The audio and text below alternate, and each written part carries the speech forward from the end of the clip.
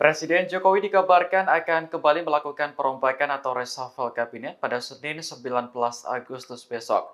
Berdasarkan informasi dari kalangan pemerintahan, setidaknya ada 4 orang menteri dan 2 kepala badan yang akan dilantik.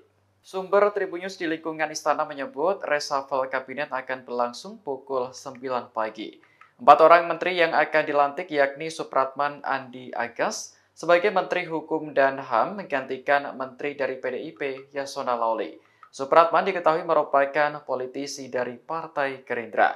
Kemudian Bahlil Lahadalia akan dilantik sebagai Menteri Energi dan Sumber Daya Mineral menggantikan Arifin Tasrif. Jabatan Bahlil sebagai Menteri Investasi atau Kepala BKPM akan digantikan oleh Rosan Roslani. Rosan sebelumnya dikenal luas sebagai Ketua Tim Pemenangan Prabowo Gibran pada Pilpres 2024. Presiden kabarnya juga akan mengganti Menteri LHK Siti Nurbaya Bakar dengan Raja Juli Antoni. Selanjutnya, Dadan Hindayana dilantik sebagai Kepala Badan Gizi Nasional. Lembaga tersebut baru saja dibentuk pada Agustus ini. Terakhir, Presiden akan melantik Rahmat Ambudi sebagai Kepala Badan Pangan Nasional.